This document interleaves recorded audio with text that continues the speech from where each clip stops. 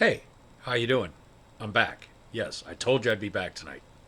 Welcome to Uncle Trav's Campaign Notes, now hosted by an official senior citizen. Yes, last Wednesday I turned 55 years old. I'm officially a senior citizen. I already got my AARP card a few years back. Like Mickey Rourke and Iron Man 2. Good to be back. Yeah. So, as I promised tonight, Supervillain Psych 101, the companion piece to Superhero Psych 101 I did about a month or so ago. The flip side of the coin, why people go out, often get up in extravagant costumes and do things against their fellow man. Of course, the disclaimer, I am not getting compensated by any publishers whose publications I use. I am not affiliated with TriTac Games in any way, shape, or form. Much love to them, though.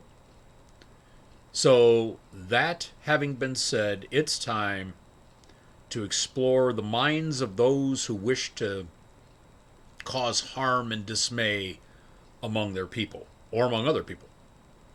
Supervillain Psych 101. And of course, we got that old school RPG report. Got that double whammy for you. First one is Mind of a Madman from the Haven City of Violence setting by Louis J. Porter. Now, this book is written by Brent Dragoo and Travis Stout with additional development by Alex Arce, A-R-C-E. That man went through a lot of yeah. But this book is about the serial killers in the Haven City of Violence setting that Louis J. Porter made years ago. And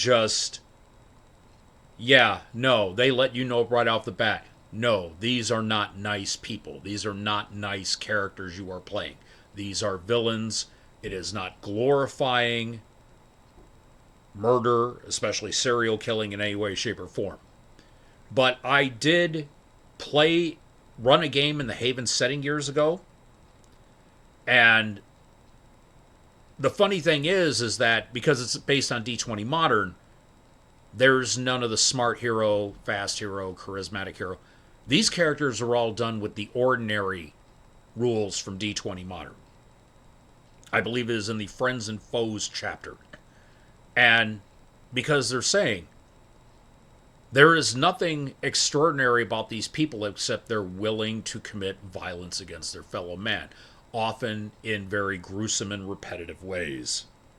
And I mean, you have everybody from homeless people to, people of the street. And yeah, Carrie Bunnell lives off the world's oldest profession and the world's oldest crime. Yeah, she's basically a prostitute that murders her johns. And you got an old lady, Dorothy, and what was her name? Dorothea Caminera. You've got police officers. You've got FBI agents. Yeah, I mean, it's running the gamut of people. Pyromaniacs. Oh, yeah, no, these people are just not good people. Yeah, you got an FBI, well, in here they call him DFI, Douglas Gammill. And so Mind of a Madman, as I said, you could use it for Pathfinder because, D20 Modern is compatible with Pathfinder 1E. So if you wanted to play a Modern setting, you just convert these from 3035 D20 Modern to, and again, that PDF is at Paizo.com. But no, I read this and some of these people, I'm like, I don't know if I want to use these characters in the Haven setting I'm running. I don't think I ended up using any of them except for like a news story. Oh, this person today, did this and that. Yeah. And so, yeah, Diary or Mind of a Madman. And it is the Serial Killers of Haven sourcebook. It is D20 OGL.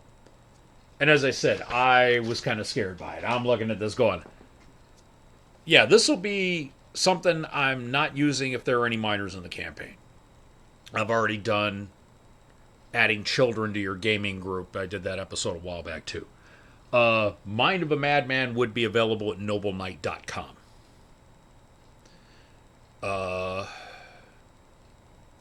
Let me see here. I need to take a look at one other thing.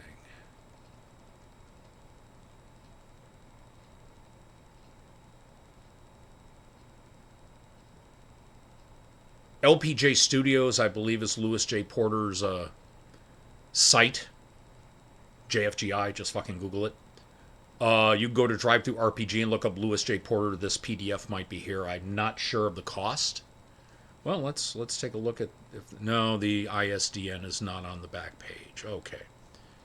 So yeah, Mind of a Madman. Just it's stuff like Charles Manson and all that. And they do. The people in this, they stress that, and I will be talking about this later. A lot of these people, it was just one bad day.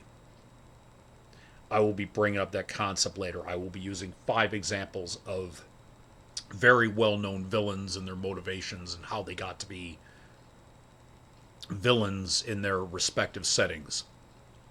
Now, the other one, Villains Unlimited, for the Palladium book game Heroes Unlimited 2nd Edition. This is Kevin Long and Kevin Simbita's work.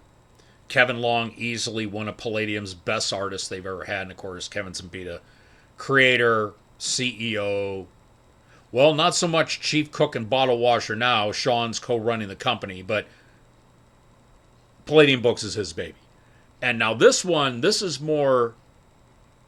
Mind of a Madman was more fluff text. This is more crunch text because they're telling you how to make criminal organizations and plenty of stats and adventures for running supervillains in a Heroes Unlimited game. Of course, you can port them anywhere. But of course, you got Kevin Long's art, which I don't play Palladium rules anymore. I tried it one time, and my gamers, they just said, yeah, take us back to OGL. We know this, we like this. But Kevin Long's art defined Palladium Books. And it's just a shame that he's no longer working there because he would have only gone to the next level. And, I mean, you have all sorts of stats for how to do stuff. There's even new superpowers, new Heroes Unlimited superpowers in minor and major abilities in Villains Unlimited. You have even forces fight supervillains. Secret, but it's the acronym is SCRET, SCRET, but it's probably pronounced secret. Yeah, and you just have all these typical comic book supervillains and mad scientists, and there's a couple adventures in the back. And just, yeah, this one... Yeah, this was the companion piece to Heroes Unlimited 2nd Edition. PalladiumBooks.com, and at the time, this was $20.95. Yep. $20.95. I bought this at the old Writers Hobby, a chain of hobby shops that was throughout southeastern Michigan. It's long closed now, sadly. So, yes... Supervillain Psych 101. Now, we all have our favorite villains, the people that we love to hate throughout pop culture. And I'm not going to be using just comic book supervillains. There are supervillains in all sorts of other media, other sorts of fandoms. But the main thing that when you think of a supervillain is, why are they doing this? What happened to them where they just decide, I am not a nice guy anymore? And usually the biggest thing is that something has been done to them. Now, I am of the believer personally, and this was of a civics book in college. I was, half a lifetime ago, a criminal justice major at Eastern Michigan University. Then life had other plans. Hi, you're expecting to be a dad. Haven't been back to school since. And I also realized, because of, well, ACAB, If you don't know what that means, look it up, and it's true. I would have been out of the CJ profession within 6 months because I would have been horribly let down and just shot down. Or I might have been shot. I don't know. But in that civics textbook, there was 4 words on the first page. Human nature is self-interest. It was hyphenated, so that counts as 4 words. Good and evil, to me, are societal constructs. Now, Robert, you have to play with your brother Eric nicely. You have to share your toys. And Susie, you have to, play with your dolls with the other girls. We, as a society, are encouraged to do kind things. Yes, we generally have empathy in us.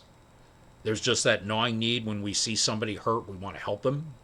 It's just society does its best to beat it out of us. Some people apparently get it beaten out of them too much, or otherwise they would have remorse for their acts.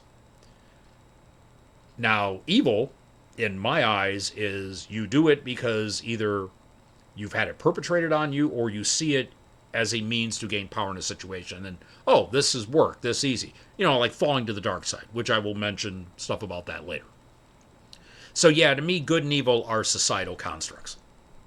And I bring that up often in my games, but I have not been failed by human nature as self-interest. That is, I've always been proven right. And we are. From the moment we are born, we are self-interested because, and I will give you a good example. My dear friend, Jeff DeReff, who is also here on Twitch, check out his channel when he does video game stuff, has 2 sons. His youngest son, Oren Targaryen, is about 8.5, 9 months old. He cannot talk, he cannot walk, he can barely roll over. He has to cry to get all his needs met. If he is hungry, if he is thirsty, if he is scared, if he is tired, if he is wet, if he is soiled. We humans cannot do anything for ourselves, so we are self-interested. We basically have to cry or somehow make some other noise in order for our caretakers, usually our parents, maybe grandparents, maybe for this boy, their Uncle Trav, which I had to help take care of the boy yesterday while I was over at Jeff's talking about future games. But we humans are self-interested. We are born wanting our survival first. We are taught later, help do this. Could you help do this? We are taught good and we learn evil. We are. Usually most villains, have had a wrong done against them at some time or another, which I will be doing examples of 5 villains, as I said. The Joker from DC Comics, Magneto from Marvel Comics, Darth Vader from Star Wars, Khan Noonien Singh from Star Trek, and Scorpius from Farscape, one of my favorite villains, played by Wayne Pygram. So, yeah, it's usually something has happened to them, some event, or some person doing something has just pushed them to their limit. I will give an example in real life. A few years ago, out in Kalamazoo, Michigan, which, yes, if you were in Michigan, it would be like out here. That's the good thing about living in Michigan. You got the hand map. If you're in the lower peninsula, you got the hand map. Folks, just be glad I don't live in Florida because I'd be getting busted and off this network. Just putting that out there. And Fur's already watching. There's going to be a comment in 5, 4, 3, 2. Yeah, you're slipping, dear. But this Kalamazoo, and it was either Uber or Lyft, I forget, but one of the 2 ride services that are out there. And this man had no criminal record, no psychiatric record. He was not on any meds. He didn't even have parking tickets from what I understand. And just one day, he fucking snapped. Killed like 5 people. One bad day. Stress of modern society just got to him and got to him and got to him. He just went gone. This man is now in jail for multiple murders. Michigan, he's there for life. We don't have the death penalty here. And I did a paper back in college which proved that the death penalty does not work. All it does is prevent repeat offenders, and often it is used irresponsibly. In other words, a lot of times the wrong person's been killed. There has to be posthumous exoneration. So the death penalty doesn't work. Michigan's not going to get it. I personally would not vote for it because I've done the research in college. In a statistics class. And so, yeah, usually a wrong is done against them. Now, they may, or they perceive a wrong done against them. There's also that. But in some way, something has happened to transform this person, even if it is a chemical imbalance. And there are people who are psychopathic and sociopathic, and it's a chemical imbalance that they're born with. So even genetics could fuck them over. It could be something that's a recessive gene, all of a sudden, I am not a mental health professional. I do know them, and maybe I should have consulted the one that I know, to help me out with this. But I know a psychiatric RN, so she could have filled me in with stuff on this. But yeah, usually something has happened to this person to make them just go off to the dark side. And as I said, the 5 examples I have, we will start with the first one. And I will bring in origins and everything to the best of my knowledge. Well, I do know all these origins. I'm familiar with all 5 of these villains. The first one, the Joker. Having been portrayed by Cesar Romero, the late great Heath Ledger, Jared Leto. Before we all start, I actually like Jared Leto's Joker because it fit that fandom. Now, I don't know what James Gunn has in store for Joker in this new DCU. But the DCEU with Suicide Squad and a little bit in Zack Snyder's Justice League, he wasn't bad. I mean, generally the man can't act. He should stick to his band 30 Seconds to Mars, but I liked his Joker. Oh, God, there was Barry Keoghan from Cohen. He was that little bit of the Joker. He was listed as unnamed Arkham inmate. It was the Joker. Him and Paul Dano were in a part of the 2022, the Batman, with Robert Pattinson. So many people have played iterations of the Joker. And of course, even the Joker says, I don't even remember my own origin. I like to keep my life multiple choice. It makes things interesting. But the origin I was raised with, and yes, as much as, the 89 Batman, with Jack Nicholson, the best goddamn actor on the planet. Jack Napier, that was fine. But the origin for the Joker that I always know of, okay. And of course, the Joker was made back in the 30s, just so. You had this guy, a normal schmo, trying to raise money for his wife, to live a nice life. On the side, he was working for the mob, doing things with this red domed helmet, and he was called the Red Hood. Later, the Red Hood, that identity would be taken over by Jason Todd after he gets out of the Lazarus pit after the Joker we know, bashes his skull in. I still remember the 900 lines on the back of the Batman comics to determine if Jason Todd would die or not. I remember this. That's how far back I go with comic collecting. Anyways, this is a normal schmo.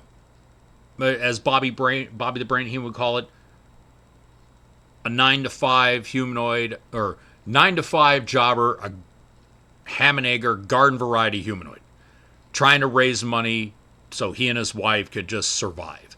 And he was doing this crime stuff on the side. They'd call him for a job. Oh, honey, I got to be out late. Goes out, does the job for the mob, does being the Red Hood, and then goes home.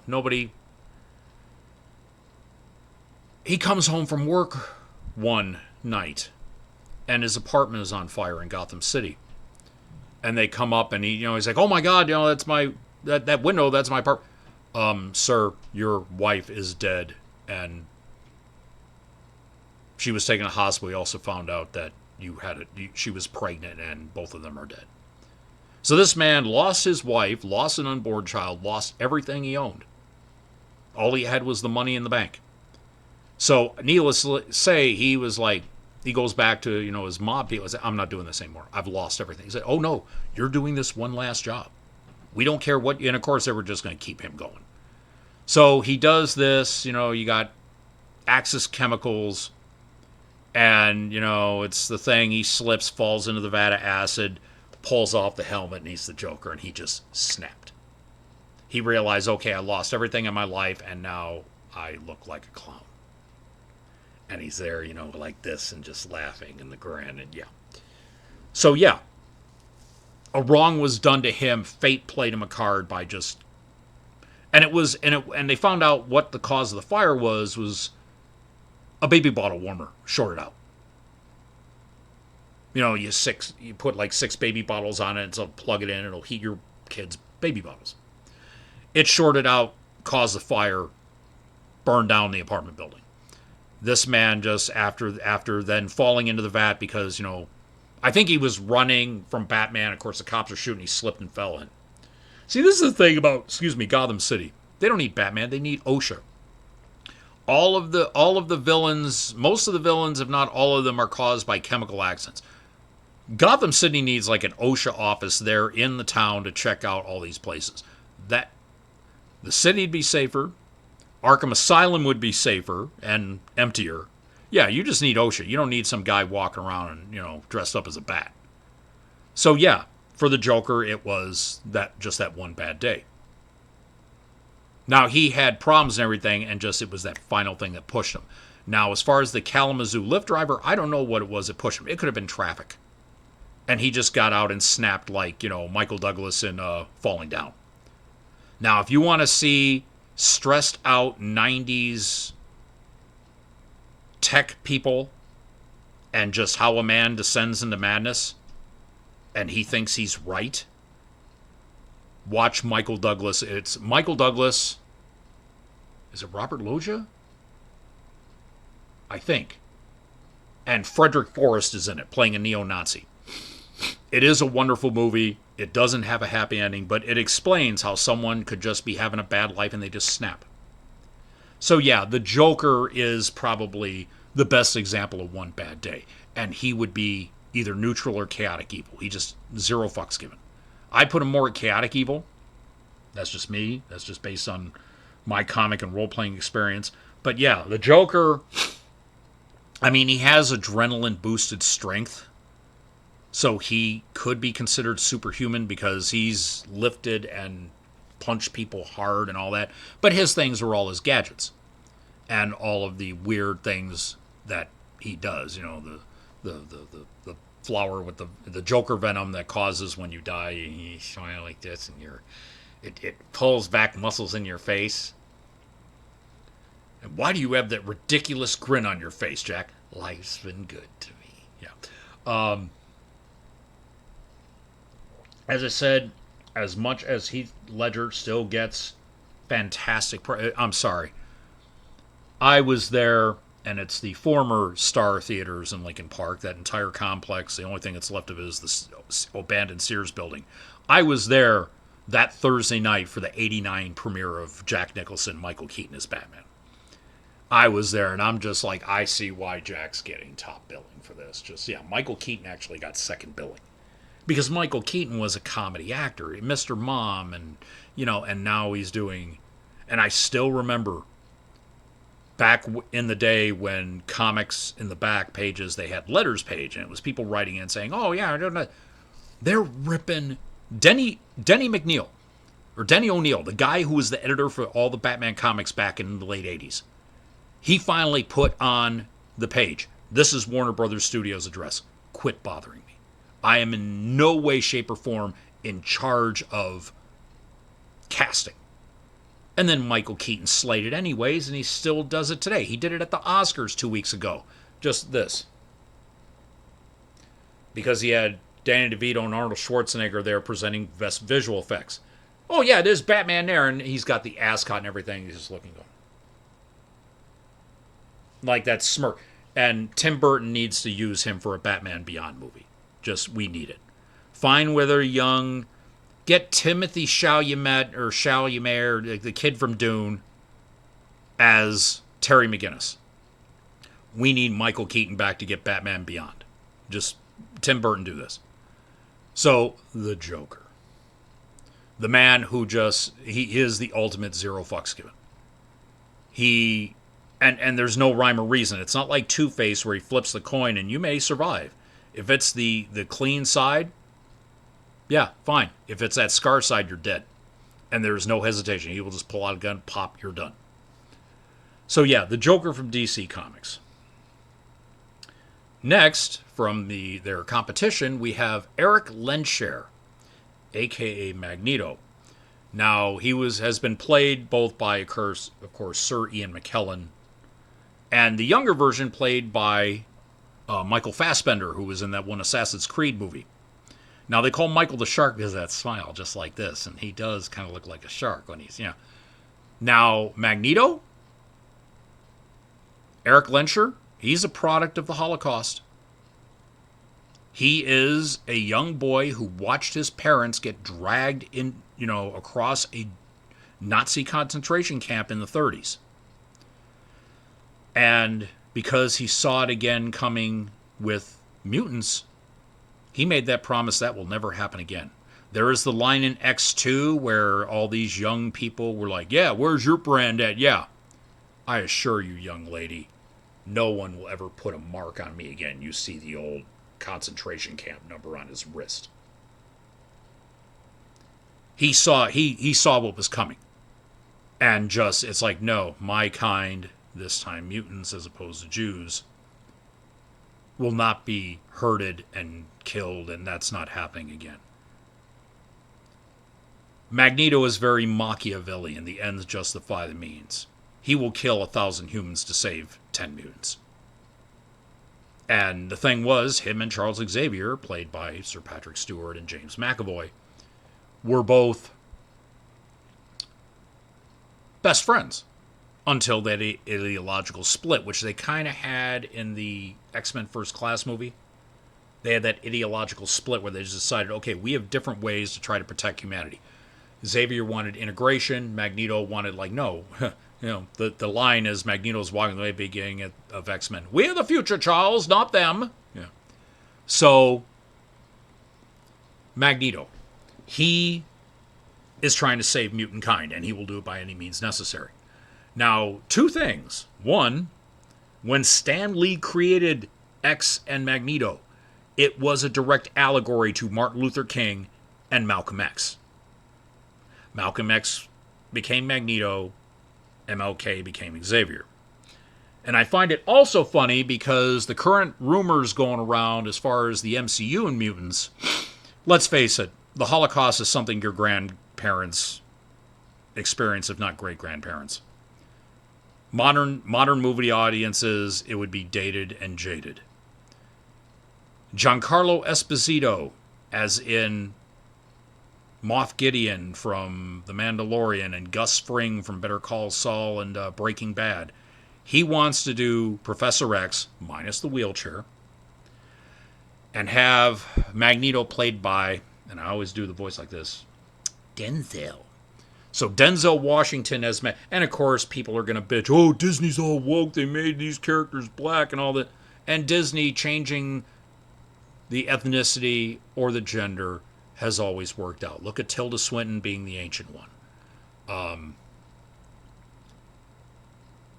Just Kang was in the comics white, and they made him black. Granted, the whole Jonathan Majors thing, I hope they get someone else to do this.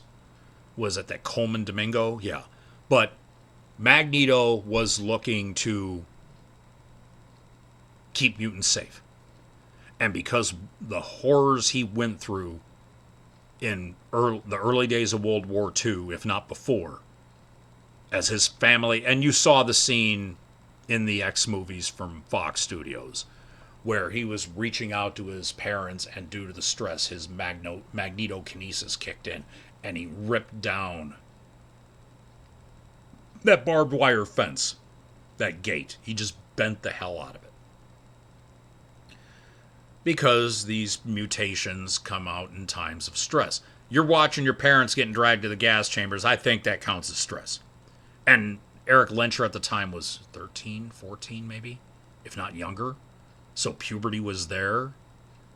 And, he just, And that scene where he vowed never to have another person put a mark on him again, you could tell that the girl, and I want to say that was their version of Callisto, who in the X-Men comics, she leads the Morlocks who live under New York City.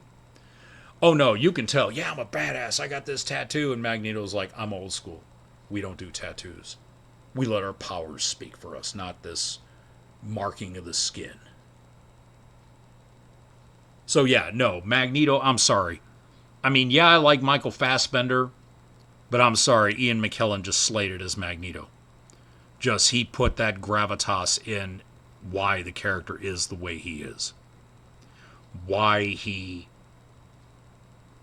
And the thing was, in the comics, while Charles Xavier was out in space with the Starjammers, led by Cyclops' father, let's see, Charles's love interest was this skunk woman named Hepzibah, I think her name was. So Magneto was taking over the school, and he tried Charles's method of integration and acceptance. He did it as a favor to his friend Eric. He's like, I'm getting older. I'm going to try to calm down. I've done a lot of bad things. If I run Charles's school, and it didn't work out, it's like, okay, this shit ain't working. I'm back to, breaking, snapping necks and cashing checks. I'm out of here. Just when Charles came back from his extended journey out in space. There was a comic book done years ago, and it was for charity. It was Heroes for Hope, and it was Magneto leading the X-Men. And I remember this.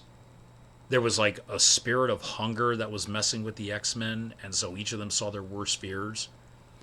And I have this comic somewhere downstairs. It's in my comic book collection.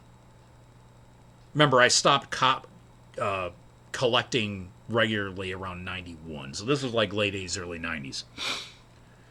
And Magneto was having starving children, the corpses, just crawling all over him. And they grabbed him and pulled him down. And I remember the phrase as he went under in this vision, and I don't even have the right to scream. And it was very chilling because this man who saw this death could do nothing to prevent it again, and it took him. And I forget what it was that pulled the X-Men out of their various fugues, but they, okay, we're out of here. We're taking it to this, this hunger spirit, whatever it was. As I said, this was like 30 years ago this book came out. But it was when Magneto, he had the purple costume with the big white M on him and the purple cape, as opposed to the one we all know with the helmet and everything. Yeah, so, yeah, it just, Magneto, he did it, and again, I will be talking about villains justifying their MOs. And we got a bot. Okay, can I get rid of this jackwagon? Lazy Bus LOJ. Yeah, I did tell Jeff I was going to do... I thought I told Jeff I was going to do camp, because Jeff the Rep is the moderator on my channel. He works it while I'm doing the Travcast here Tuesday nights. Yeah, so it's like... So yeah, Magneto, Eric Lenscher. Now, the next one, the third one, will be... Well, let's just say sand is not his favorite thing. That's right, we were talking Anakin Skywalker, a.k.a. Darth Vader, from Star Wars. Now...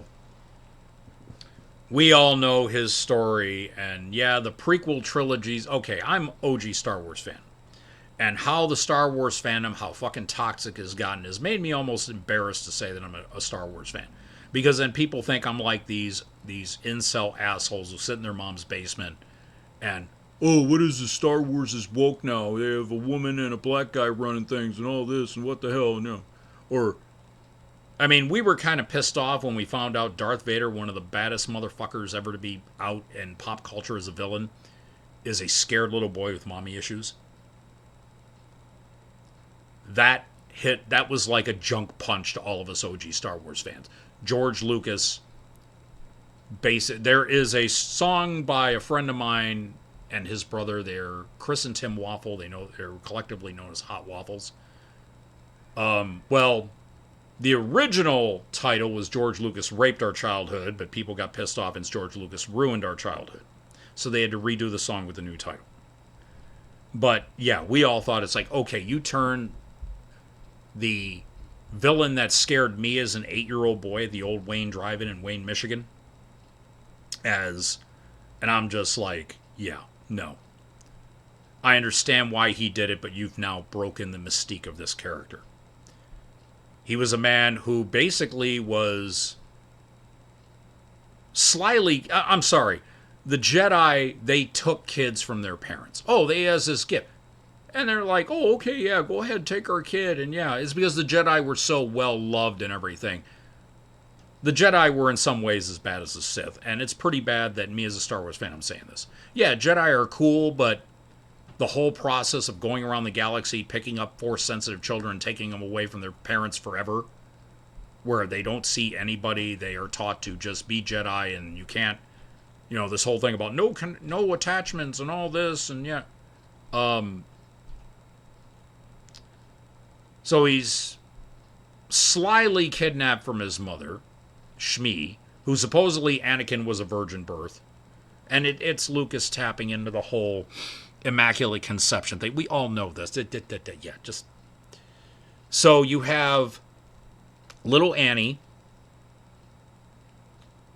getting sent to Coruscant and all this, and Qui-Gon dies, Duel of the Fates. He's taken in by Obi-Wan.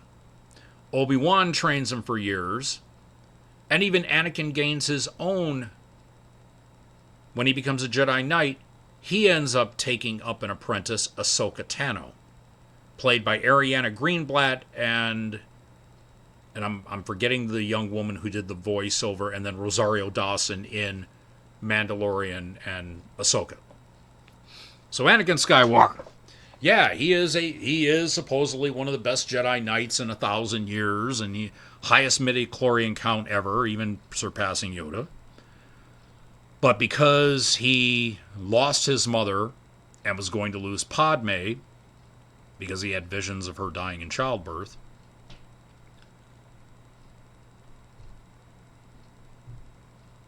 he apparently was not mindful of... Well, I mean, Darth Sidious, Sheev Palpatine, was pretty slick. He knew how to play the long game.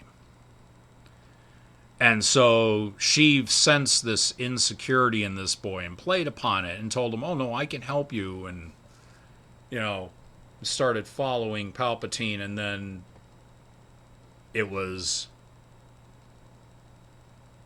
Mace Windu, the baddest motherfucker in the Star Wars galaxy, played by SLJ, tried to stop, and it's like, no, I need him.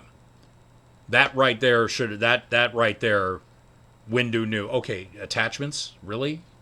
Why do you need this man who we found out is a Sith Lord? What's going on? And then, cuts off his hand, and Palpatine shocks him. We never found a body. Samuel L. Jackson himself even says, no, Mace is alive. Do you know how many one-handed Jedi there are around the galaxy, and they can jump incredible heights? He could have used the Force and just went into hiding, because he knew something like Order 66 was coming. Put a cybernetic hand on him, he's good to go. Problem is, he's going to be a dark Jedi. He will. It's like Samuel L. Jackson to this day is like, no, Mace ain't dead. In my headcanon, he made it safe, and he just went into hiding. He said, fuck all this. So yeah, Vader, because he was deceived by Palpatine and used for his power, got him all riled up. Obi-Wan and him went to Mustafar, and what's the memes that I see? Yeah, he failed at the floor as lava. So yeah, Darth Vader got saved by Palpatine, put into... Now, in the old Star Wars pre-Disney canon, it was, some Sith alchemy in this suit, and they just made him a cyborg in the new... No, they got rid of the Sith alchemy stuff. No, he was just a cyborg. But in Rogue One, they said, no, he can come out of this armor, and he's going back to the Bacta tank every so often. He had the Bacta tank there on Mustafar. Now, they didn't have it in The Empire Strikes Back, but there was that scene where Captain Nita, who sadly the actor passed away last week at like age 82. I forget his name, but he was the Captain Nita in The Empire Strikes Back. Saw Vader for a little bit without his helmet on before it went down and sealed again. And then it turned around. Report, Captain Nita. You know. But yeah, Vader was lied to by Palpatine. Palpatine saw the opening for him to start using the dark side to try to save his wife, and then turned him on all his friends. Palpatine screwed him. So yeah, Darth Vader, of course, he's got his force powers, he's cybernetically enhanced. He's got, he's expert lightsaber, expert pilot. And just, yeah, Darth Vader and this is going to sound sexist. This came from one of my old friends at my old job at Napa. When Rogue One came out, and that, like, maybe 2 or 3 minutes scene at the end, because Darth Vader only has, like, 6 minutes of airtime in Rogue One. The bit on Mustafar talking to Ben Mendelsohn's character Krennic, and then when he's there in the hallway, and just slicing and dicing. Now, I'm sitting there watching this with an old girlfriend of mine. Took her to that for like an early birthday gift. And I held her hand, and she's looking at me as I got her hand gripped, and I'm just like agog at the screen. She goes, "What is it?" I said, "This is the Darth Vader that scared me as an 8-year-old boy. This is him. He's back." And my one old coworker, Aaron Carroll, he said it in a rather sexist way, but yeah, Rogue One gave Darth Vader his dick back. And I said, yeah, it is true. He was turned to, Lucas turned him into a mommy's boy, mommy's boy, with issues and crying child, and deep down that little kid was always there, and just he grew up physically, but always still wanted his mommy. It destroyed, in many ways, the prequel trilogy destroyed. Oh no, it's not a mystical thing. It's due to the midichlorians, bacteria that lives in your blood, and the higher the count, the more Force sensitive. And it just ruined a lot of shit. But yeah, Darth Vader was just... And of course, he's now redeemed with Ahsoka and everything. You see Anakin in the world between worlds, and the old... we get to see more. We got to see Force Ghost Anakin. We got to see Hologram Anakin. We got to see Flashback Anakin. And Hayden Christensen loves it that he's back. Because nobody liked him in the 90s. They all love him now that he's playing Anakin again. And there's the one scene in, like, the penultimate episode of, or like the third to last episode of Ahsoka, where you see him walking toward Ahsoka, and he's switching very quickly between Anakin and Vader, and the lightsaber is from blue to red and back. And I'm just like, oh no, he's there about to cause his former apprentice some pain. What was the name he called her? Oh yeah, Snips? Yeah. But just, no, Anakin Skywalker, a.k.a. Darth Vader, still one of the top 3 movie villains of all time, along with Hannibal Lecter and Norman Bates.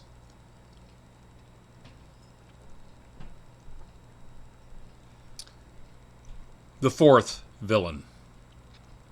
From Star Trek, portrayed both by Ricardo Montalban and then in the Kelvin universe by Benedict Cumberbatch.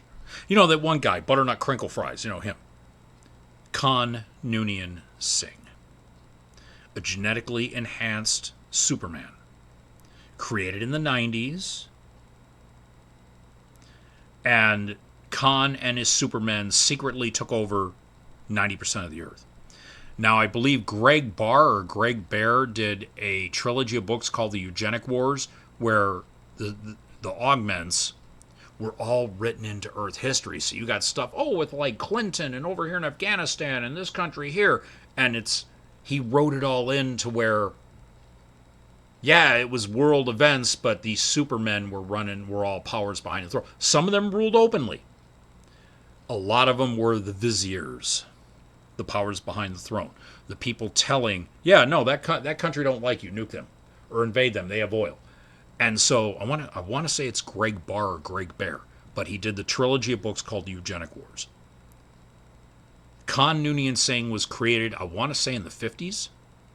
And so by the 90s, he was 40 years old. And he was, they were all 10 times smarter, faster, hardier, more agile. They were master tacticians. Problem is, there were still, in the 90s, there were still 6 billion humans. They got herded on a starship called the SS Botany Bay, a sleeper ship. We're going to put you in cold storage, and your ass is good. If you fall into a sun, we will not shed a tear. Then, of course, depending on the universe, you have either the Prime Universe, where Kirk's ship came upon them, and then Khan tried to take over the ship. Marlik McMasters, the historian, left with Khan. They were left on Ceti Alpha 5.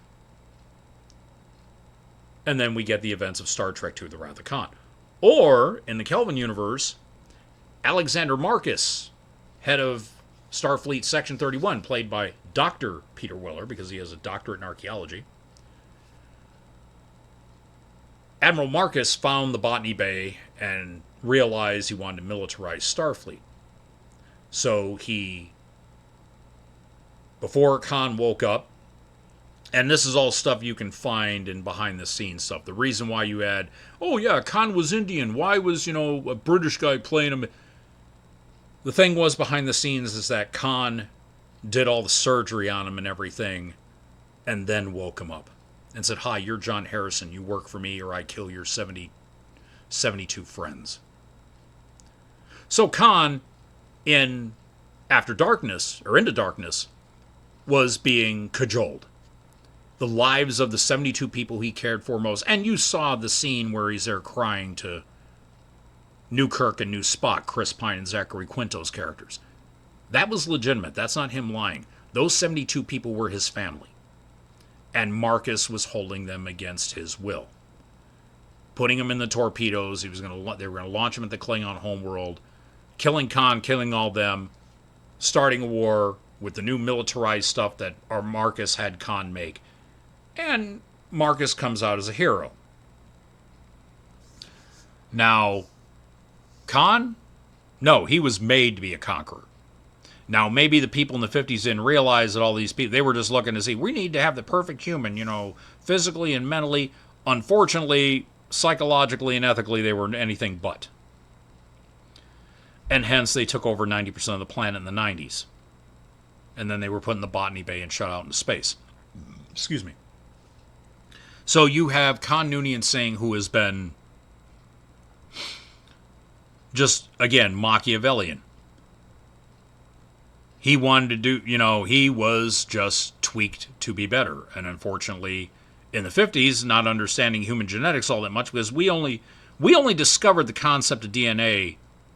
Rosalind Johnson took the first picture of DNA, but Watson and Crick, an American and a British scientist, took her credit. Don't believe the hype. Rosalind Johnson was actually the discoverer of deoxyribonucleic acid, DNA. It was her. But so they're in the 50s. They found it like 54, and all of a sudden they're doing genetics to make enhanced superhumans? Gee, I wonder why things went wrong. They'd only known about it for 5 years. So yeah, that was just bad genetics, just bad genetic engineering. And then Khan, he just had this overwhelming desire. Again, it's, I'm better than you. I am better at you. At what? Everything. Yeah. And I mean, yeah, for the universe, Benedict Cumberbatch did okay. Did a little bit of scenery chewing, but it's Ricardo Montalban, folks. It's how he got his start, and then we got him as Mr. Rourke for Fantasy Island, and I think as the grandfather in the Spy Kids movies. But, it took a lot for Ricardo Montalban to get jobs after being in Star Trek, because, let's face it, not many people would hire an ex-con. I said what I said. I don't regret anything from the last 10 seconds. Just no. I went there. So, yes. And see, I don't edit this, so you're getting this on YouTube too, folks. Khan Noonien Singh. And finally, one of my favorite villains.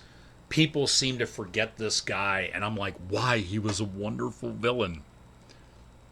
From the late 90s, early 2000s sci-fi channel series Farscape, Scorpius, played by Wayne Pygram, who did a stint in Star Wars very briefly at the end of Episode 3 as a very young Grand Moff Tarkin.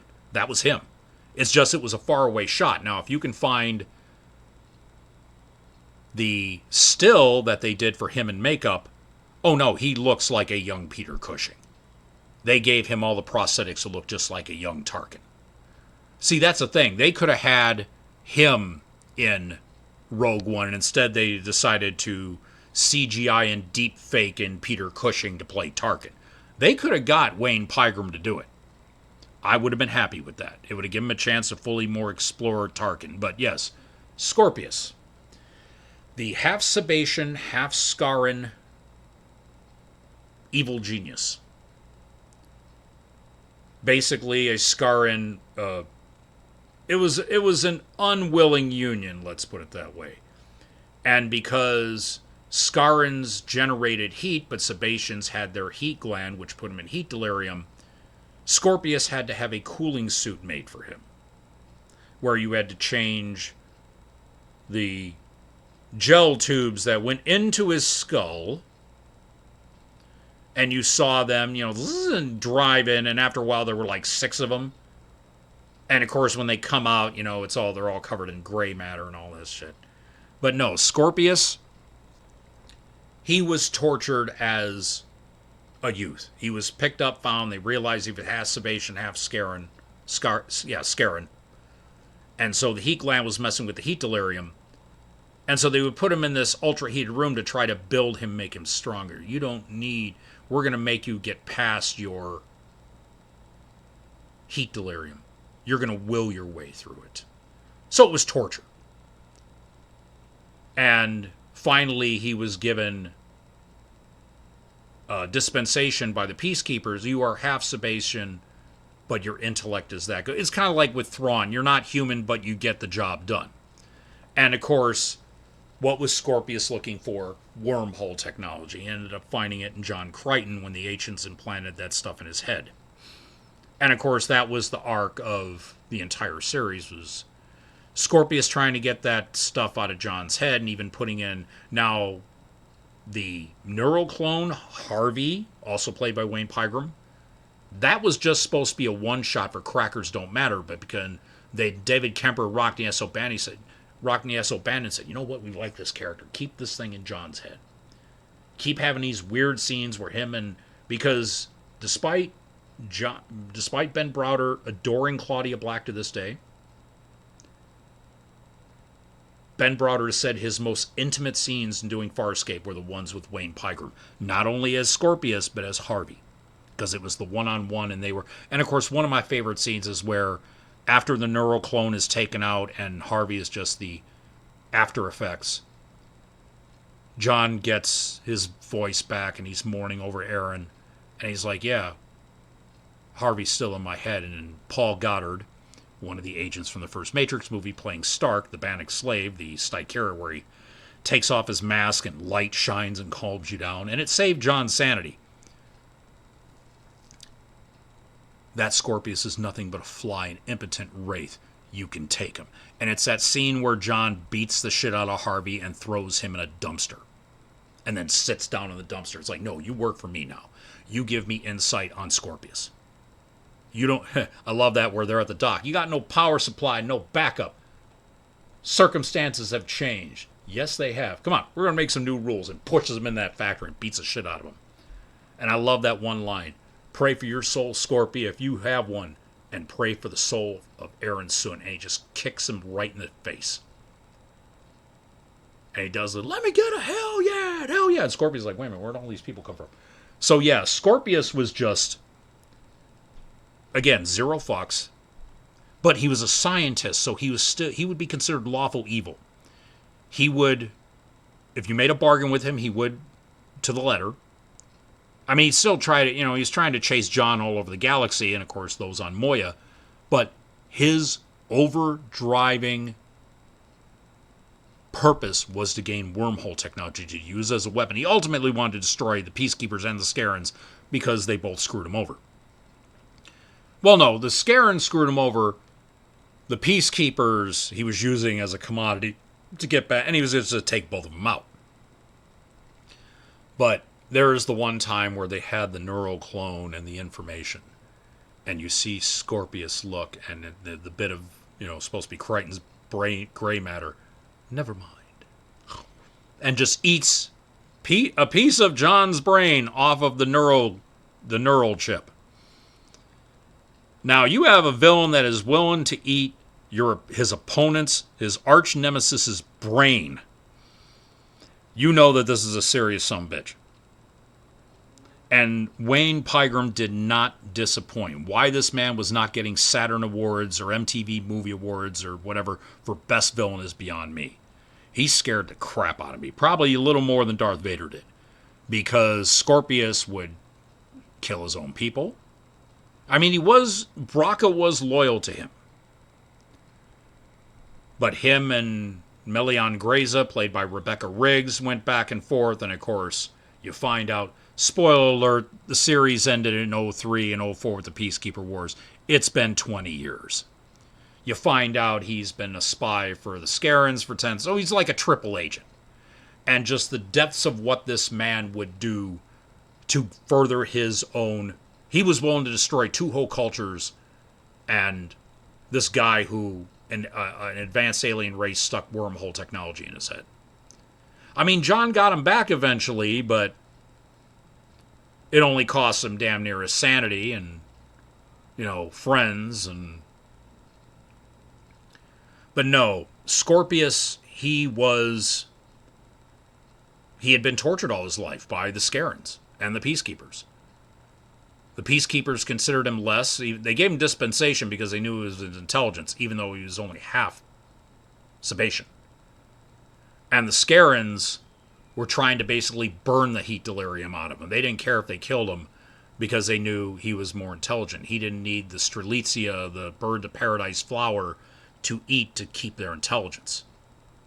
That was the whole planet Katratzi. That's where all the Strelitzia was raised, and they shipped it out throughout the Scaran Empire. And what I love the line, John and Harvey. What happens if a Scaran doesn't eat the Strelitzia? Your dog could beat them at checkers. So yeah, just the Scarans knew that. Wait a minute, we have. Okay, that Sebastian half, he's not physically as strong, but he's smarter than any of us, and we need him. But that Sebastian half is going to kill him. He needs to build up his stamina against heat. Because Scarans have that heat gland. And that's why they can do like some of them can do the mind control thing.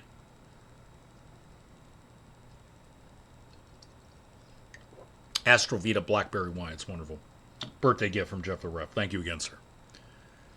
So yeah, you have these 5 characters that have been motivated one way or another to do harm upon their fellow man. As I said, the Joker, he just snapped. He had one bad day. Magneto, his family was a victim of the Holocaust. And then in the new timeline, the younger X-Men timeline, the revised one, that's what it's called, cops killed his wife and daughter where he just tried to have a normal life. And he said, nope, I'm Magneto. And just messed them all up. Darth Vader, I'm sorry, he was a brat with mommy issues. He was taken away from the only family he'd ever known and trained as a weapon. And then lied to because somebody played on his insecurities. Khan Noonien Singh was created to be evil. They didn't think he was going to be evil. They wanted, someone smart to help us run our world. And they all went, he just said, I'm better than all of you. I'm taking over. And then I got him thrown on a sleeper ship. And then Scorpius, cruel victim of fate, tortured by one race, exploited by another. Now, one of the things that villains will always do, and these are the villains. Now, there are villains that you just hate them and you just want the hero to whoop them. And then you get the villains that you love to hate. Ian McKellen's Magneto was one because you realize why he was the way he was. This man watched his family and friends die at the hands of the Nazi Empire. The Third Reich. So, oh no, I rooted for Magneto. I'm like, yeah, get him. This man is trying to, by any means necessary, like Malcolm X. So you have, but a lot of times, bad people will justify their MO or even paint themselves as the hero. I'm saving mutant kind. Yeah, by destroying humans. Humans are willing to destroy us. It's a preemptive strike. A lot of bad people try to justify their MO in life. And we have it in real life too. If you've been in a relationship and you got screwed, you're made to look the villain. Hi, I've had that happen to me more than a few times. And just, yeah, there are bad people trying to justify and rationalize their course of action. No, what was it I saw? There's this guy, Stuart Powell, and his hashtag is stay toxic. He'll say shit like, yeah, go ahead and have me as the villain in your story. You're the clown in mine. You know, but yeah, villains justifying their MO. Like the Joker, there's no justification. He's doing it literally for the lulz. Magneto, to save mutant kind. Vader,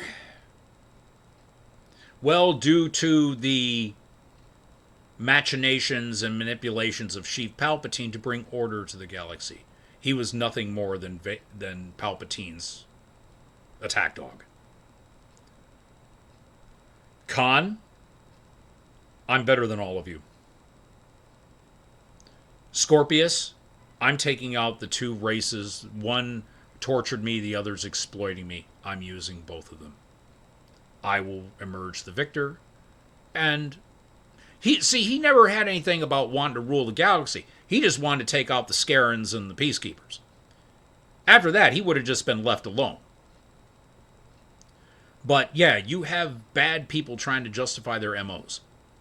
Trying to justify what I'm doing. Oh, I'm trying to make the... okay, we'll use another example. Thanos, the Mad Titan.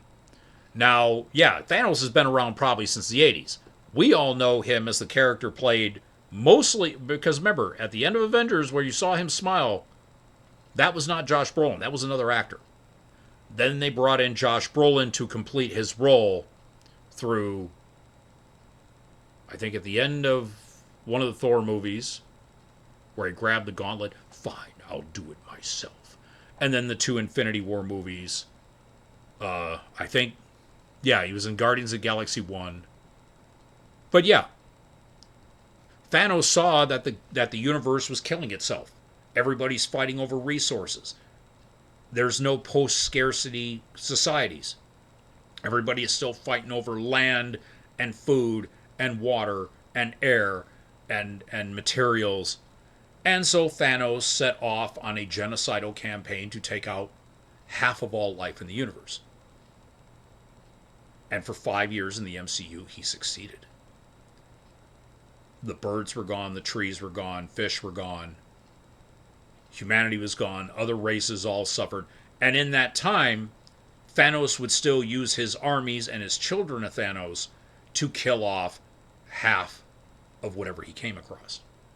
Now, of course, when he was there on board, the Asgardian ship that left Asgard as it blew up during the end of Thor Ragnarok, yeah, he said he left half the people alive. The other half he killed, including Heimdall and Loki. But Thanos, he was trying to help the universe. That was his rationale. Hi, it is egalitarian. Rich, poor, male, female, young, old. I just remove them from the equation and everybody gets to have full bellies and happy lives. You will forget in time what you lost because you will appreciate what you have gained, which is a full life. And so, yeah, needless to say, Thanos was really justifying he was trying to save the universe. And there's a funny story here. My child, Michelle Lynn Ann Montgomery, after their divorce, they took their mother's maiden name.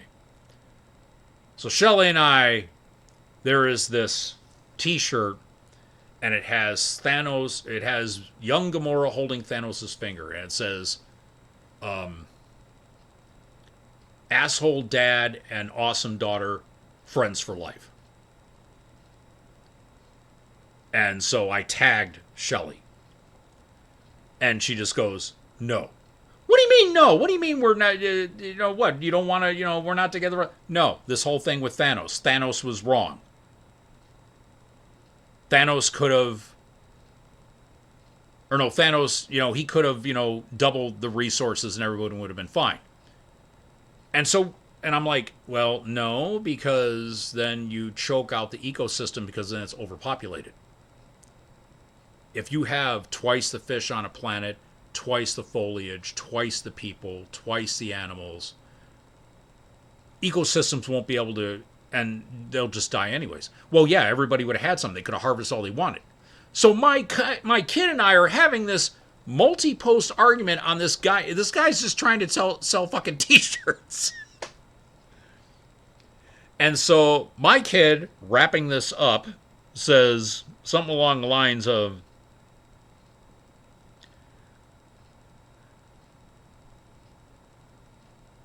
and I said, no, Thanos actually, as much as it hurt the universe, I understand why he did it. My child's reply, well, Thanos can take a spoon and eat my whole ass. I'm like, Michelle. This poor guy, we have not seen him since. I'm sure he's probably blocked both of us. I don't want to see these two assholes again, because every time I try to sell this t-shirt, they're going to come in and keep this shit going. Fuck them. Yeah, so my kid and I scared away some guy just trying to make money of young Gamora, played by Ariana Greenblatt again, holding Josh Brolin's green painted finger. So it was a father-daughter t-shirt, solidarity, love. And no, my kid and I turned into a damn argument about, was Thanos right? Scaring off this poor guy forever. But no, you even heard him in Infinity War talking to Doctor Strange. Yeah, I made it totally fair. It was random. Basically, half of all life is gone, or everything will be better, everything will be cleaner. We won't have all of the pollution and everything because there won't be people needing that much energy. And it did work on Earth. Yes, many things were abandoned, but whales were starting to go up into the East River because the water was cleaner. Because there wasn't all the boats, putting and people putting sewage in things. And it did help the Earth. I'm sure that in the Marvel Universe in that 5-year time, the ozone layer came back. And yeah, but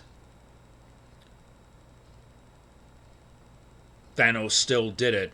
It was genocide. Or attempted genocide, because he took out half of all life in the universe. Not just humans, but also Kree, Skrull, any other alien race you can think of, all the other animal life on the planet. See, plants were unaffected. It was all anything animal-based. Because when Bruce did the blip, where everybody came back, you saw the birds flying in the window, and that's when Scott Rudd saw, oh, yeah, oh, cool, it's back. Boom, the missiles hit and blow everybody away. But, yeah, you have these villains who are looking to... And this was one of the things I always hated about comic books. I want to destroy the world. The megalomania is so bad that their rule is, I'm going to destroy the world. I hated those villains. Even at a young age, I'm like, why do you want to destroy the world? So you want to commit genocide too, but you're going to try to destroy a planet. First of all, you cannot destroy a planet. Science, and of course, in comic books, they waive a lot of science. You cannot destroy a planet. There is, at the most, you can break it apart where it'll end up, some pieces will go flying away, and at the most, Earth will have another asteroid belt. Now, there is fringe science saying that the asteroid belt we currently have between Mars and Jupiter was a planet at one time. Problem is, they're going, well, no, it couldn't have been enough mass because there's not enough mass to put together a decent-sized planet. Some of those parts would have escaped that orbit that the asteroid belt is now in. There's probably stuff that either went into the sun or flew off into space that was part of whatever that planet was, and they called it Phaeton, Phaeton. but it's been relegated to fringe science. Anyways, you have these villains that just, they're so megalomaniacal that they want to just destroy everything, destroy the planet, kill all the people. The planet will blow up, everybody will die, and they're happy. Now, as I said, it was good to put in a comic book, but let's face it, what was done to them, you don't see their backstory about why do you want to destroy every human being on the planet. And a lot of times these megalomaniac, they don't tell why they're doing what they're doing. It's just, yes, I'm going to destroy everything, and yeah, I have this death ray, I have this bomb at the Earth's core, whatever. And the hero's got to do some scientific hoodoo voodoo to get it done, and okay. And the villain escapes somewhere, and now, see, that's the thing. They don't say, yeah, I'm going to take myself out. No, they just, what, they're going to go off in a spaceship somewhere and just relax, like, Thanos did, found his little farm and, kicked back and was, brewing something in a pot, farming. Yeah. They never say that. They're just, I'm going to destroy the world. And just, yeah, the whole thing with villains is that if you're making them in a game, make them where, unless you're just throwing it as a one shot and it's like, I made a Joker ripoff for the Haven, the nanotech infused superheroes, and they were still fighting street crime. Oh yeah, robbing an office, and I forget what I named, but it was the Joker. It was him. So, yeah, it's a goth version of the Joker. Just go with it. And it was, again, just one bad day. He snapped. Bad life and good life, and all of a sudden one thing. Because let's face it, we humans, and I'm not condoning just snapping and losing your shit and killing people. I don't condone that at all. We are still animals. We just have this concept of sentience and civilization, but in the end, we still are animals. It's just we have stereoscopic hearing, color vision, opposable thumbs, speech, language, and the awareness of self. We're still animals. If we are pushed hard enough, we will end up being like that Kalamazoo Lyft driver, where we just snap and we're gone. Or what's the old, we're cuckoo for Cocoa Puffs, And making a good villain, there has to be a good story. There has to be a reason why they're doing this, that they have been pushed to the point where they're just not going to take it anymore, embracing their inner Dee Snider from Twisted Sister, and they're going to just commit havoc. A lot of times it's revenge. Scorpius was trying to find wormhole technology to take out both the Scarans and the Peacekeepers. It was revenge for torture, and then, oh, you're their enemy, you're the one helping cause war, and you are just using me? Fine, I use you. Scorpius was like the ultimate chess master. He was a guy who planned ahead, and yeah. He always had another base set up somewhere to continue his research. That Gamic base was destroyed there when Crichton, lit the oil sea on fire. They gave him a damn command carrier.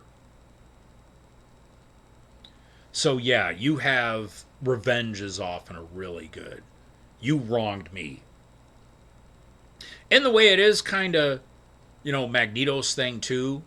You killed, my name is Eric Lencher. You killed my ethnicity. Prepare to die. Yeah. And so you have just these beings, including Thanos. Yeah. Thanos, it wasn't so much a wrong was done to them. He saw a job that needed to be done. And it was, hi, there's people dying all over this universe. If I take out half of them. As I said, the planet where he got Gamora. It just, yeah, he shielded her eyes while his troops, okay, all of you get on this side, all of you get on this side. We kill all these people. All these people are fine. They get to eat. They got full bellies now. But genocide was his preferred method of doing that. And yeah.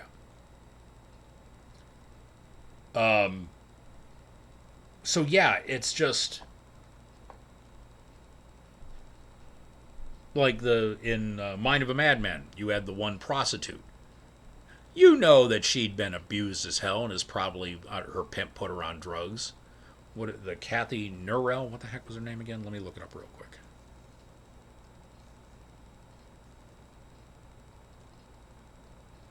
Find that name real quick here. Carrie Bunyell. Ran away from her Midwestern parents 17 years ago. Her life has been dominated by abuse and murder. Found stardom.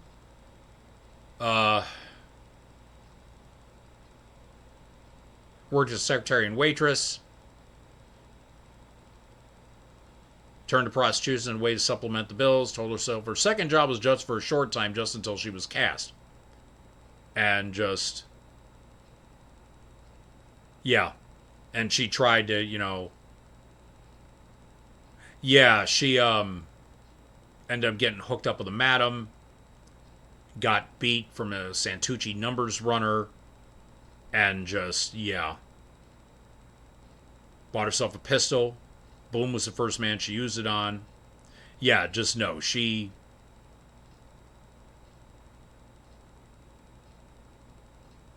yeah, she was strung out on drugs and everything. And just, yeah, no. This woman had been abused, lied to, and just started killing her Johns. Most of them live more out of boredom than out of sympathetic impulse. And she takes everything she can from the victims' bodies to buy packages of coke. Yeah, she is somebody that just is trying to survive, and the only way she knows how is kill the Johns, take their money, have some coke to numb the pain, lather, rinse, repeat. But this woman had been abused and beat up and all this. And she just said, okay, these men are doing this. Fine, I'm taking the battle back to them.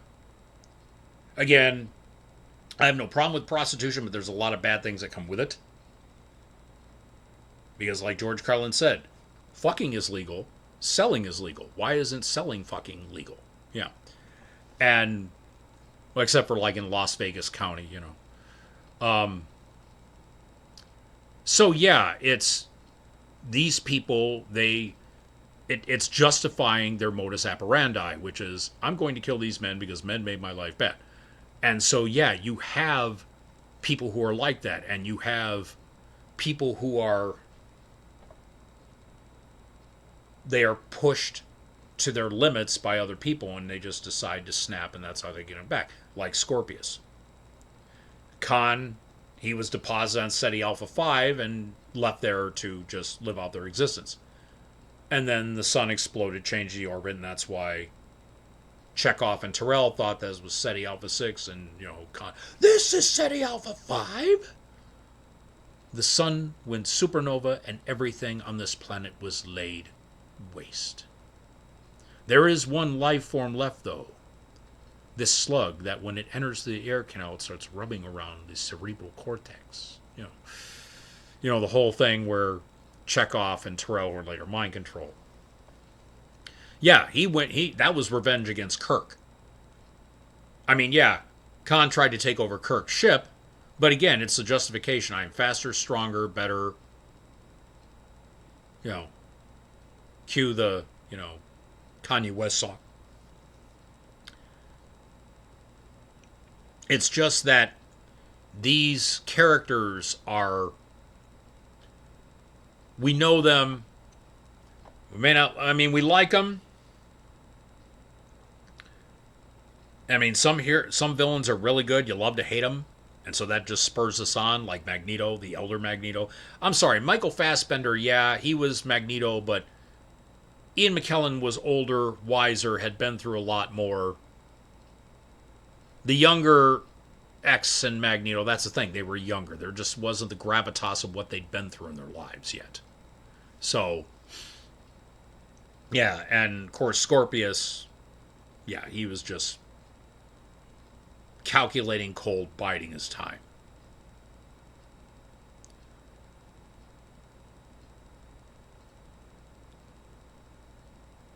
Wow, it's only 9:20. Let's see. Let me see if we can come up with other villains. We are going to do this. We're going to look at other villains.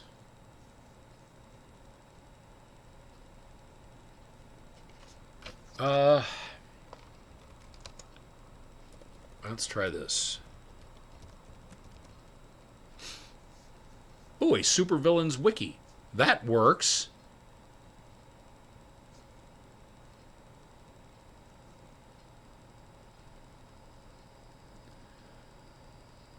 Oh god, we got Doctor Doom, Red Skull, Venom, the Joker, Lex Luthor, Darkseid, the Shredder.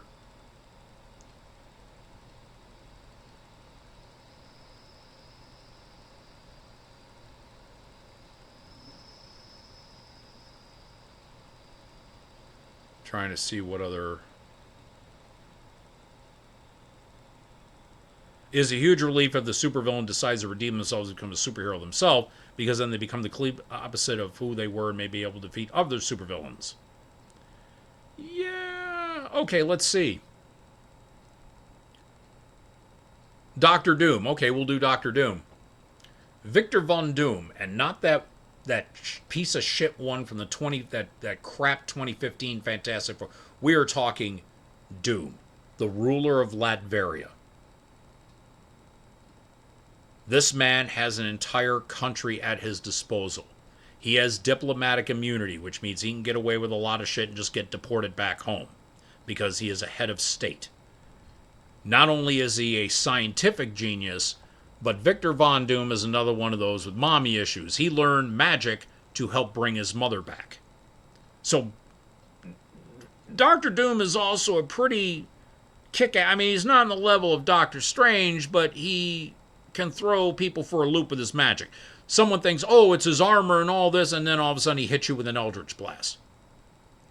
But Doctor Doom, yeah, he's the leader of his country, and he'll protect his fellow Latverians. He's sort of a benevolent dictator. Now, if you mess with him, you deserve what you get. Doom is one of... I hope they bring Doom properly into the MCU. And Ben Mendelsohn, the guy who played Talos in Secret Invasion and Captain Marvel, wants to be recast as Doom. Ben Mendelsohn is like a huge comic book geek. He says, I'm all in. Bring me in. I'll do it. Let's see. Darkseid, again. The ruler of a world, Apocalypse. Yeah. Again, it's I'm the ruler of a world. I am a conqueror. Now, Darkseid is looking for something, and you folks, if you don't notice that Darkseid and Thanos are copies of each other, it's just who did what first.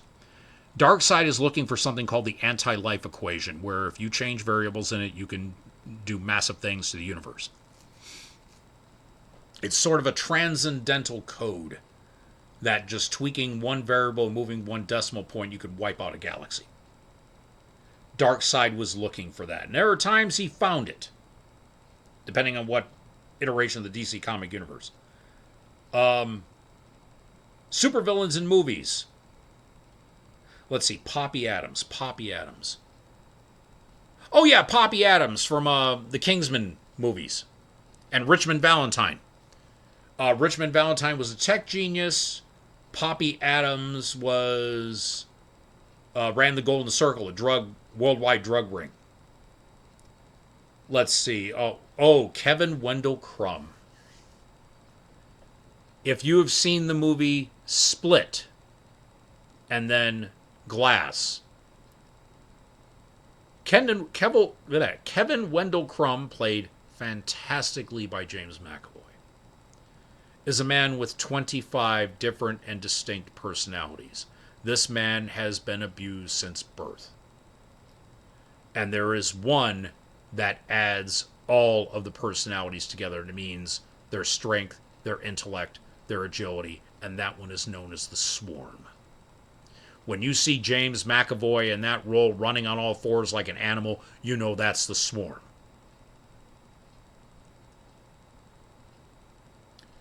And again, spoiler alert here, the plot twist. You know the guy that did those movies, what's his name? M. Night Shyamalan Ding Dong, or what? And M. Night Shyamalan, I know what his name is. Don't start.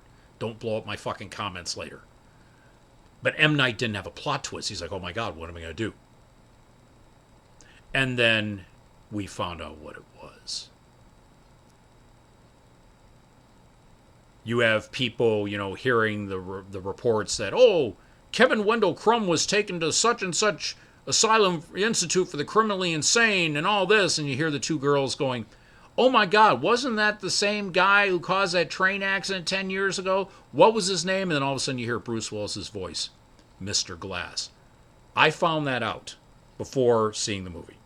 Because I'd heard, and it was funny, as soon as Split came out, M. Night was on Twitter going, Glass is coming up, the trilogy's complete. Because when they put that Bruce Willis twist in, that means Unbreakable and Split were in the same. Glass could have been a little better. M. Night didn't want to do the franchise where you had this cabal of humans trying to take out these new metahumans coming up. He didn't want to do it. It's a closed trilogy. Now, I sat over there on that couch with my friend Natalie. She is a therapist of 30 years. So I went in as a comic book fan.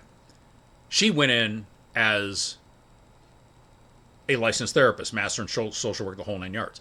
So we're watching this, and she's just watching McAvoy just... And we're friends. We've known each other, God. This year will be 13 years Nat and I have known each other. Yeah.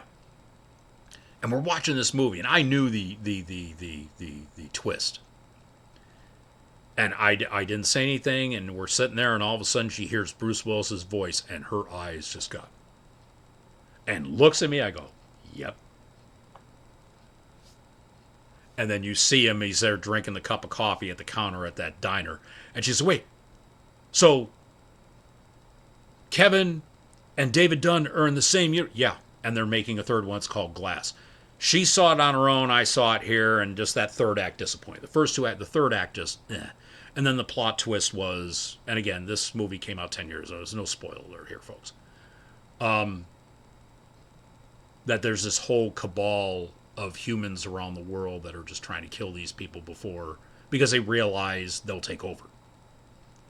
And these are people that'll meet, it's like the banking cabals and all this that you see, and I forget the name of them now. They meet in Europe every year. God damn it. But yeah, basically Kevin was just, he'd been abused, and so the swarm was his way of fighting back. That was a defense mechanism. Sort of like Jake Lockley with Moon Knight, but the swarm is a lot more lethal. And he has the combined forces of 25 different personalities. The strength, the agility, the stamina, just the raw determination, and just doesn't care. The world hurt me, I'm going to hurt it back. Again, wrongs done against people. That's the major reason why we have supervillains. People, either perceived or real wrongs. Oh, I heard, I was told that you were the one that killed my, family, so I'm taking you out and all this and da-da-da-da. Yeah. Or it could just be a simple quirk of genetics. You were born with a chemical imbalance and you're a sociopath. See, I don't know about Hannibal Lecter, if anything happened to him. I mean, I just saw the first movie, Silence of the Lambs, and I think I saw Manhunter, where Brian Cox from Succession played Hannibal. And this was like in the 80s. So yeah, you had Hannibal Lecter. I don't know if he'd been abused or whatever, but just, yeah. So yeah, it's just you have a pretty decent range of reasons why you either see something needs to be done and it ends up being a higher calling, or you've had something done against you, or you think you've had something done against you, and you use whatever abilities and skills and tactics you have to just cause mayhem. The world has hurt me, I want to hurt them back. And that's all it is. And, or you were tricked into doing it, or there are villains that, it's like the Red Hood before he became the Joker.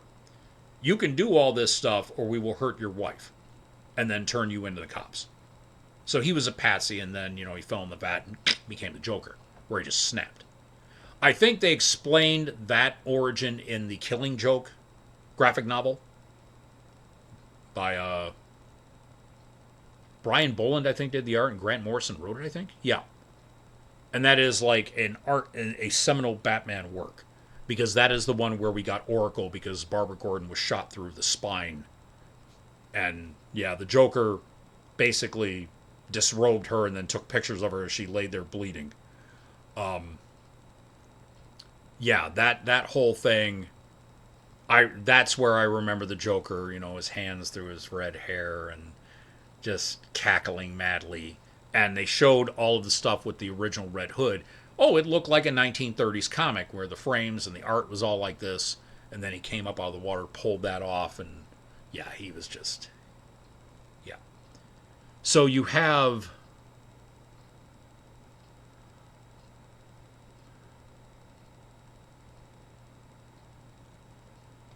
Yeah, I know I'm checking this. I really shouldn't, but still, just, yeah. Come on. What else? Yeah, okay.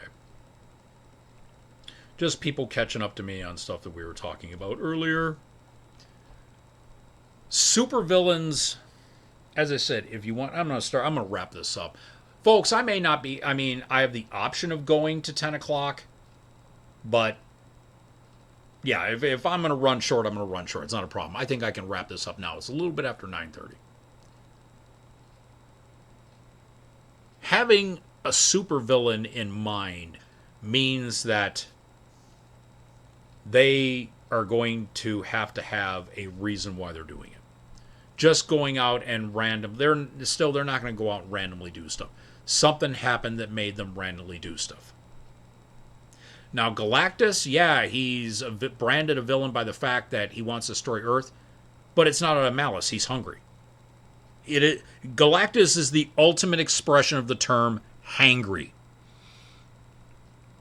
Hungry and angry. I'm mad. That planet there looks nice. There's a lot of biodiversity there. It's 70% water, means it'll go down easy. It's got, a couple of polar caps so it won't be too hot. All right, yeah. Granted, a couple of them deserts I'll be having to pick sand out of my teeth for a while. And I don't want to see the size of the toothpick for Galactus. And MCU, do not make Galactus a giant cloud like Tim's story did, okay? Tim, you share a birthday with me. You could have done better. Yes, Tim Story, the Fantastic Four movie director, the Chris Evans as Human Torch, Michael Chiklis as the Thing. That director, he and I both are born March 13th, so he just celebrated his birthday last Wednesday too.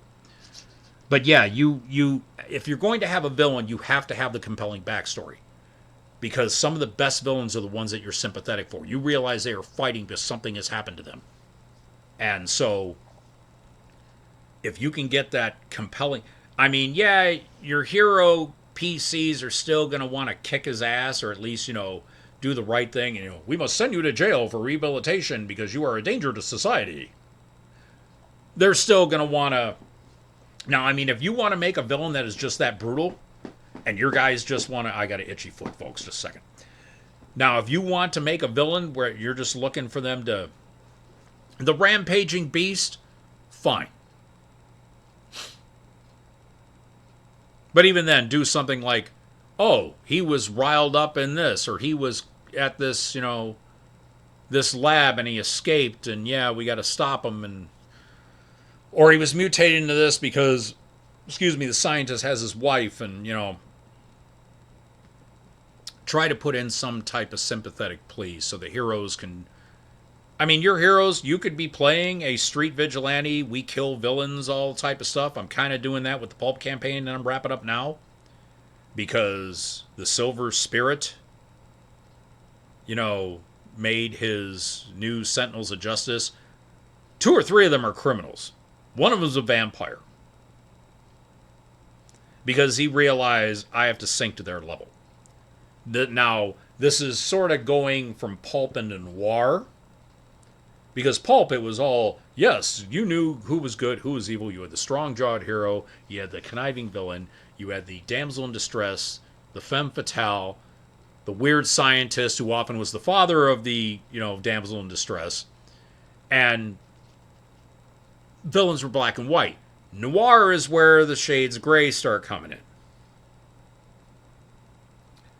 That is where you want to start getting Like, okay, this guy, yeah, he's a villain. Problem is, he's doing this because we found out that he's this person and their wife has been missing for 5 months. You find out that wife has been kidnapped. Well, if you sit there and get this guy and tell him, we found your wife, she is safe. Here is a picture of her, she is back at our base. You don't need to do this anymore. You just stopped the villain, and he's still going to have to, there might be mitigating circumstances, and, it's like, yeah, he was put in rehabilitation because he was doing all this under duress. Fine. But if you're going to do a villain, try not to just do the one, I want to destroy the world. Why? Because I want to destroy the world. What? Because you can't? No, because I want to destroy the world.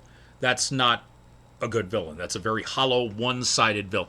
Try to give your villains some depth. Make them more than just two-dimensional cardboard cutouts throwing out punches or laser blasts. Or having a death ray. Or I want to freeze ray like Dr. Horrible, So, yeah. Making a good villain. Well, I made the villain for the AOL chat rooms back in the 90s, Udent Triar, the uncle of Zath's wife, Anu Triar Ryander. He wanted power, he wanted glory, he had magic, he had control of the Pegasusian Congress, and yeah, he wanted just control. He was already a senator, and it's like, okay, I want more. Oh, there's alien artifacts out there. Oh, there's places of magic we found. Yes, bring me more of it. I want more power. So yeah, it's like, make a villain that I had to bring him back. I had killed him off, and I had to find a way to say, no, he escaped this, he is back. And then I finally killed him. I said, no, he's not coming back. And then I brought him into my Bureau 13 universe, and he had cloning chambers, because as I said, in the end, he was just Emperor Palpatine, a humanoid unicorn version using magic instead of the Force, but it was Palpatine. And so he had his cloning chambers, which was an old trick of the original expanded universe for Star Wars. And most of my last Bureau 13 game was Team Candlestick 2.0, tracking down his cloning chambers, and often getting their asses kicked going there because Palpatine had defenses. You're going to destroy the thing that's going to keep me alive forever? And they were scattered all over the spiral arm, this, Orion Cygnus spiral arm we live in. And so it was just, yeah, no, he did time travel, he had magic, and he was a pain in the ass villain that my people loved to hate, but they knew why. He was just looking for control. So when you're making a villain, GMs, make one that the players are going to love to hate. They know his motivation. They might even feel sympathetic. They may try to find a way around it. Oh, so-and-so was killed. Well, we have a cleric. We can resurrect them. Or we can send you to an alternate reality where she's still alive. And her, the version of you there is dead. If you can do that, then you've just saved a lot of people a lot of anger, a lot of grief and aggravation. But there are times you just want to whoop on your supervillain. If it's some type of escapist fiction, superhero, sci-fi, fantasy, and you make a good villain, a villain that is good at being bad, oh no, your players will want to kill him. And if you, and one more thing I want to do, and I'm finding things to talk about as they're coming to mind.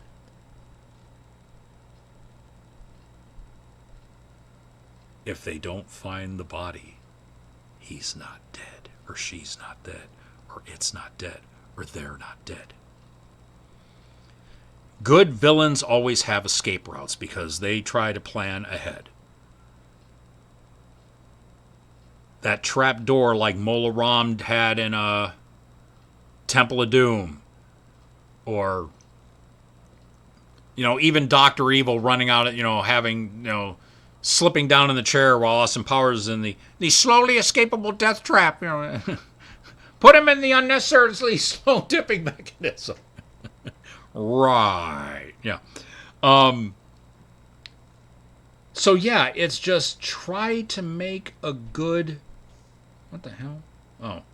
Try to make a good, lasting villain that the players may want to go after again and again. If you bring them back down the line, they realize, we thought we killed him. No, he has been plotting this entire time and manipulating events to where we would come and fight him again.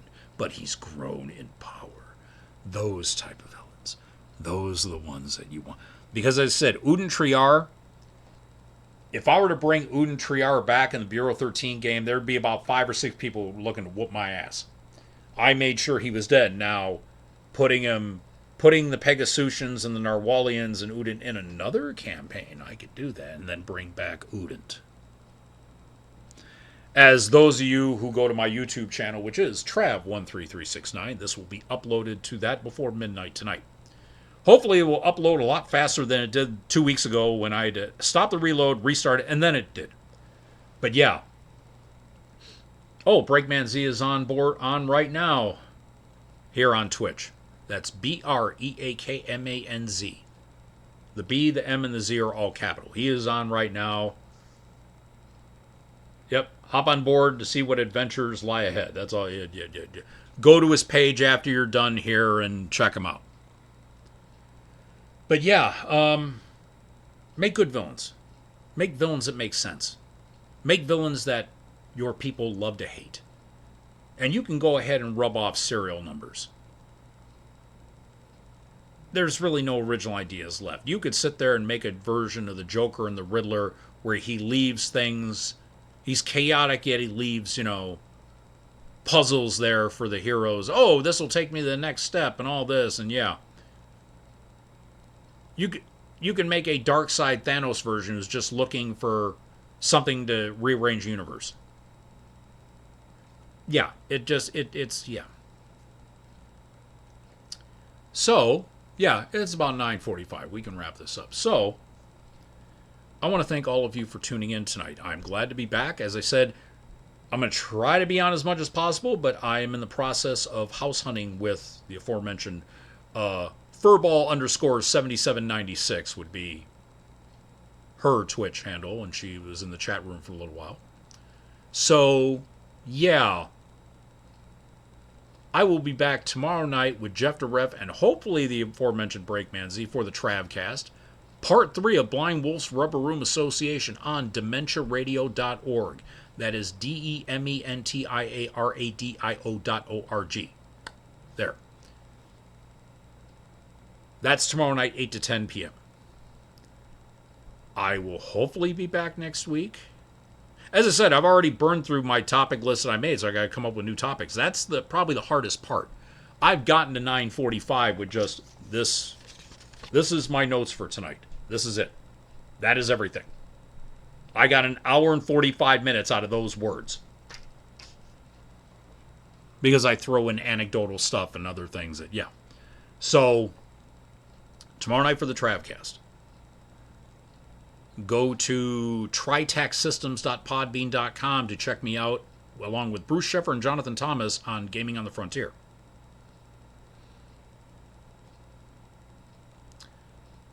Let's see, what else? Yeah, show, podcast here. Yeah, those are the things that I do. It's either they're all on Twitch or the podcast is on Podbean. Please check out Breakman Z. After I hang up, go over to his channel. I'd have to see doing the raid thing. I forgot how to do it, but I'll try. And Professor Pixie, she is on usually Wednesdays 3 to 5 p.m. Eastern. And then Jeff DeRev, check him out for his times. He does video game stuff as well. All three of them do video game stuff. I'm their game master. I do all the role-playing stuff. So, I want to thank you all for tuning in tonight. As I said, I will have this uploaded hopefully before 11 o'clock tonight Eastern. And I can say this now officially, this is your old Uncle Trav, because as I said, this past Wednesday I turned 55. So I'm officially a senior citizen. I want to thank you all for tuning in. I'll see you all tomorrow night here for the Travcast, and just remember, gaming is just collective storytelling. Get some friends together and tell some good goddamn stories. Good night, all.